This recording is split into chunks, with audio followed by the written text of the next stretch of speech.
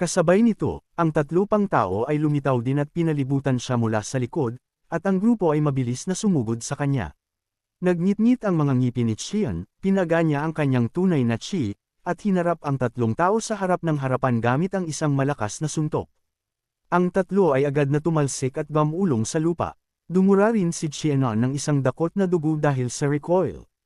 Ang isa pa sa panig na ito ay pinaga niya rin ang kanyang tunay na chi at isinagawa ang isang teknik ng kamao habang patuloy na gumagawa ng sunod-sunod na hand seals. Ang pangalan ng kanyang teknik ay Guan at Bakri. Pinahid ni Qian ang mantsa ng dugo mula sa kanto ng kanyang bibig, sinulyapan siya at naisip sa sarili, pinupuwersa niya ako ng gusto, pero handa rin ako. Ang ika-6 na teknik ng Continuous Six Phantom Technique. Pagkatapos ay ipinihit niya ang kanyang katawan at sumugod sa kanyang kalaban. Nagbanggaan ang dalawa ng kamao sa kamao, at ang kalaban ay agad na tumalsik at bumagsak sa lupa. Si Qianon ay tumalsik din pabalik dahil sa recoil. Nang mawala ang alikabok, nagpumilit bumangon ang kalaban, pero sa sandaling gumalaw siya, patuloy ang paglabas ng dugo mula sa kanto ng kanyang bibig. Sa oras na ito, ang kabilang grupo ay muling bumangon. Si Qian ay nasa loob pa rin ng tumpok ng mga guho. Sumigaw ng malakas si Damdekhan, nagamit na ng bastardong iyan ang lahat ng 6 na suntok. Lahat ay sabay-sabay na umatake. Mabilis na sumugod ang grupo. Lumabas si Qian mula sa guho sa oras na ito na may makahulugang ngiti sa kanyang mga labi. Pagkatapos ay tumayo siya ng tuwid at itinam ang kanyang kamao, at ang kanyang internal energy ay muling namuo sa kanyang kamay. Haharapin niya silang muli ng harapan. Ang magkabilang panig, nang walang kaunting pag-aalinlangan, ay sumugod ng diretso sa isa't isa. Ang lalaking kititama lang sa kanya at bumagsak sa panig na ito ay hindi pa nakakabangon. Itinaas niya ang kanyang ulo para tingnan ang labanan at kinakabahang naisip sa sarili, sa pagkakataong ito ay iba na. Hanggang ngayon, ang lakas ay tumataas ng dahan-dahan, pero ngayon ay nadouble na ito. Noon din ay nasa harap si Damchan at sumigaw, lahat kayo magsikalat. Pero huli na ang lahat. Isang malaking pagsabog ang agad na naganap doon. Ang isang suntok na ito ni Qian ay sumabog at isang gintong liwanag ang kumalat na bumalot sa buong bundok at ang lugar ay biglang nayanig ng marahas. Matapos dumaan ang atake, ang bangin ay mayroon na ngayong butas dahil sa aftershock. Ang mga miyembro ng 5 Ultimates ay buhay pa at dahan-daang bumabangon. Ang lakas ng huling suntok ay tunay na nakakatakot. Mukha siyang bata. Saan niya natutunan ang ganoong nakakatakot na lakas na martial art? Kahit na sabay-sabay kaming umatake, hindi sana kami ligtas kung hinarap namin ito ng harapan. Ang huge chamsa ay naglaho na. Ang matandang iyon ay malamang napatay na rin. Naalala ko ang mga turo ng senior brother at Mai Hongdan na nagnit-ngit ang mga ngipin. Kahit sa gitna niyon, natapos niya ang kanyang negosyo at nakatakas. Gaya ng sinabi ni Qian, ang walang braso na bangkay ni Old Man Gok ay hindi nalalayo. Ang lalaking may pilat sa mukha ay kumunat ang noo. Hindi siya pwedeng nakalayo na. Ngayon ang oras para hulihin siya. Sa panig na ito, si Qianon ay kumikilos sa tuktok ng bangin. Inilunsad niya ang kanyang sarili at bumaba sa lupa. At kasabay nito, isang sibat ang lumipad sa hangin mula sa harapan. Agad siyang tinamaan ng teknik at bumaon sa bangin. Inabot niya ang hawakan ng sibat, hinawakan ito, at nagpakawala ng buntong hininga. Ito ang sibat. Pagkatapos ay nagpumilit siyang makalabas. Lintik, muntik na akong mamatay. Ang kalaban ay sobrang nagulat nang makita iyon. Hindi, iniwasan niya iyon. Maya-maya ay nagulat siya. Nagmamadaling sumugod ang grupo sa kanya. Si Qian sa panig na ito ay nagsimula ng isagawa ang sagwa. Gumalaw siya na parang ahas at mabilis na umatake, hindi binibigyan ng pagkakataon ang kalaban na makareact. Nasupil siya at binuhat nito, ganap na hindi makalaban at nakapanginginig na lamang ng walang magawa. Ang natitirang grupo ay hindi rin naglakas loob na kumilos ng padalos-dalos sa oras na ito. Lalo pang diniinan ni Qian ang puwersa at nasaktan ang tao. Isang tao ang humakbang pasulong at pinigilan ang grupo ng Yanga. Lahat tumigil. Ang buhay ni Lord Bak ay nasa panganib. Naisip ni Qian sa sarili, ang mga mandirigma ng single spear, ang Jiaoyun 10 section spear. Kaya sila pala ang mga mandirigma ng pamilyang Yanga. Mula sa likuran, isang tao ang mabilis na lumitaw. Lumapit siya hawak ang kambal na sibat at sa sandaling dumating siya ay pinagsama niya ang dalawang sibat para maging isa. Tumayo siya roon ng may awtoridad at tumingin sa kanya. Ikaw ba ang pumatay sa aking pamangkin?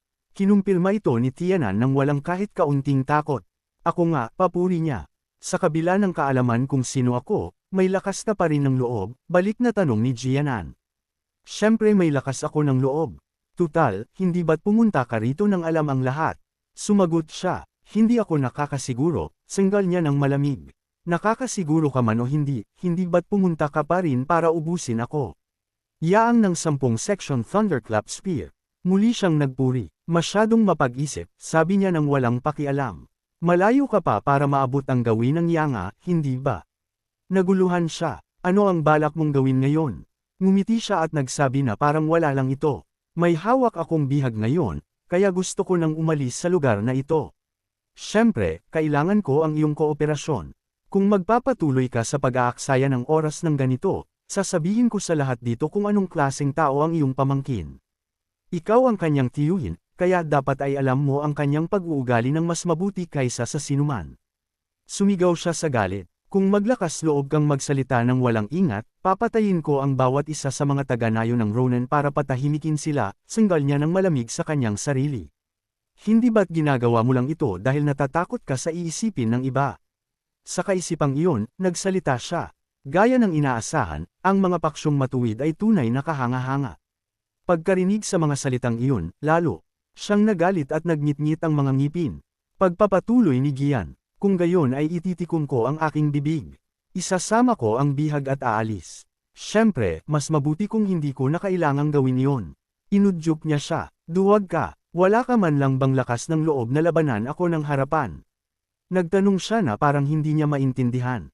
Bakit ko gagawin iyon? Ngumisi siya. Ang pagkuha ng bihag ay hindi isang bagay na magagawa ng isang martial artist ng may dangal, sagot niya nang walang gaanong pag-aalala. Mataas ang aking dangal at kailangan kong mabuhay anuman ang mangyari. Kaya itabi mo na lang ang walang kwentang usapan na iyan para sa iyong sarili. Kumunot ang kanyang noo sa pagkadismaya, ngunit wala siyang magawa. Pagkatapos ay tumalikod si Tianan para umalis. Kung gayon, maiwan ko na kayo, at hayaan niyong magsabi ako ng isang bagay. Sinasabing, hindi lang ang pamilya Yanga ang kailangan kong harapin, kundi pati ang mga lalaking iyon doon. Sa sandaling matapos siyang magsalita, lumitaw ang 5 Ultimates.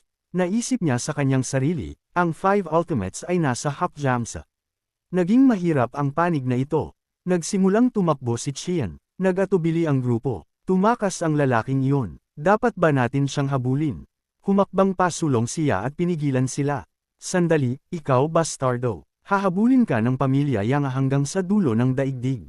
Maghintay ka lang hanggang sa mahuli kita, lulurayan ko ang bawat bahagi ng iyong katawan. Hindi siya nagpakita ng takot at diretsyong tumakbo patungo sa kagubatan. Gawin mo ang gusto mo. Sa panig na ito, ang isa sa 5 Ultimates ay nagbukas ng bibig at nagtanong, ano ang dapat nating gawin? Ang pang-apat, ang may pilat, ay sumagot.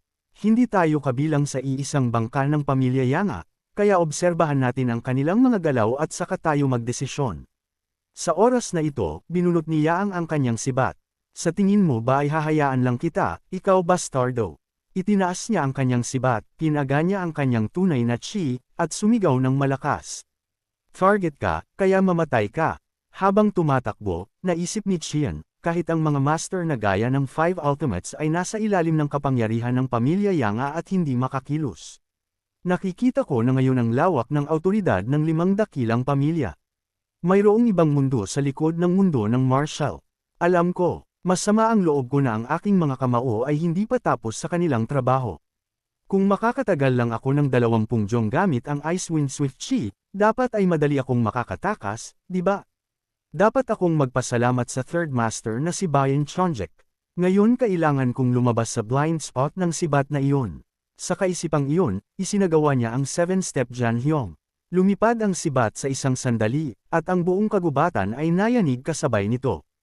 Ang isang sibat na ito ay tumagos sa kagubatan, nag-iiwan ng mga butas sa hindi mabilang na mga puno. Ganoon din ang nangyari sa mga bangin at iba pang mga bagay. Lahat ng nasa denaryanan nito ay naiwanan ng butas. Ang sibat ay bumaon sa isang bangin na malayo sa pinagmulan nito. Isang tunog ng pag-vibrate ang patuloy na umalangaw-ngaw. Si Dimcha na nagmamasid mula sa bangin ay namangha. Tunay na kahanga-hanga ang ibuhos ang lahat ng kanyang lakas sa sibat at lumikha ng ganoong matinding ugong. Ang taong nasa harap ay sumagot. Ang pangalan ng sibat sa tatlong matatanda ng Yanga ay hindi nakuha sa wala lang. Kung makikita ng Aga Spear at Yanga Spear ang sibat ngayon, luluksa sila sa kanilang sariling catamaran sa ibaba. Hindi napigilan niya ang mamangha matapos ilunsad ang kanyang teknik. Anong klaseng ultimate movement technique iyon? Sa panig na ito, iniwasan ni Qian ang kanyang sibat. Bumabangon na siya, at ang mga disipulo ng pamilya. Yanga ay nagbubulungan, sayang, pero nagawa niyang daplisan ang kanyang buhok. Huwag kayong magpaabala, tumutok kayo sa lalaking iyon. Habang banibitawan niya si Lord Ian Bok, Elder Yaang, ang lalaking iyon ay nagpapakawala ng kanyang life force. Inutusan niya ang grupo, lahat kayo umatras muna. Nakatayo roon si Qian na naglalabas ng malakas na aura mula sa kanyang buong katawan. Pagkatapos ay naglaho siya sa lugar. Ang grupo ay naiwang nakanganga sa nakita. Hindi napigilan ng 5 ultimates ang paglabas ng malamig na pawis. Maaari kaya, anong klaseng nakakatakot na movement technique yon? Habang tumatakbo si Qian, naisip niya sa sarili, ang movement technique ng Flashing Lightning Riding Chi ang nagligtas sa akin. Ngayong lumabas na ako sa malawak na mundo, nauunawaan ko na kung bakit ang mga movement technique ng aking una at ikatlong master ay sobrang pinupuri. At kung hindi dahil sa kakayahan ng Wagway Zerjiang na tumagos, ang katawan ko sana ay puno na ng mga butas. Ang lakas ng asol na sibat na iyon kanina, nanalo kaya ako kung ginamit ko ang ikapitong suntok. Malamang na naging dikit na laban iyon. Kahit na nagawa ko itong harangin, ang tsansa kong manalo ay 50-50ths. Hindi ko sana iyon naharangan kahit gamit ang mga teknik ng kamao ng Continuous 6 Phantom Technique.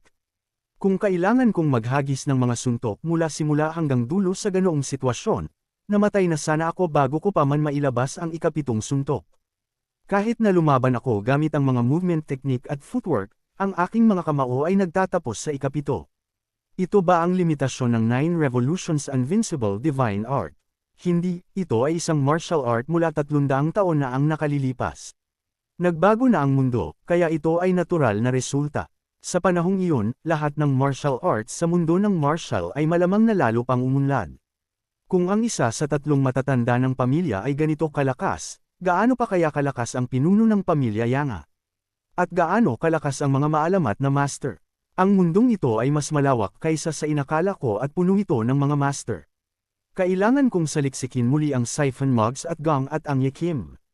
Kailangan ko silang sanayin ng seryoso. Naguluhan ang grupong Yanga. Hindi ito ang oras para tumayo lang at manood. Hindi ba natin siya dapat habulin? Humakbang muli si Yaang at pinigilan sila. Sandali, ayusin muna natin ang ating battle formation at panatilihin ang ating hanay. Hindi natin siya mahuhuli agad. Mula ngayon, sisimulan natin ang isang mahabang pagtugis. Ang lalaking iyon ay hindi ordinaryong tao. Isa siyang matandang Zoro. Ang lintik na bastardong iyon. Hindi ko siya mapapatawad kailanman. Painingkit niya ang kanyang mga mata at nag-isip. Ang pagpatay sa aking pamangkin ay isang krimen, ngunit ang pagputol sa pondo ng pamilya Yanga ang pinakamalaking kasalanan. At ang bibig na iyan, ang bibig na nakakaalam sa maruruming gawain ni Gahay, ay icon ko yan habang buhay. Sa pag-iisip hanggang dito, sumigaw siya ng malakas. Chongsa, ibalik mo si Ian back at kunin ang aking 10 section Thunderclap Spear. Kalahati ng mga tropa dito ay susunod sa mga yapak ng lalaking iyon na naiwan sa pinangyarihan. Ang kabilang kalahati ay agad na babalik kasama si Ian Bok at muling aayusin ang porma sayon. Sa oras na ito, tinanong niya ang 5 ultimates. Hindi niyo ba alam kung saan nagpunta ang lalaking iyon? Pagkarinig na hindi nila alam, nagtanong siyang muli. Talaga? Sumagot muli ang kalaban ng may seryosong ekspresyon. Gusto rin naming malaman, sabi ng binata sa likuran niya ng may pagkayamot.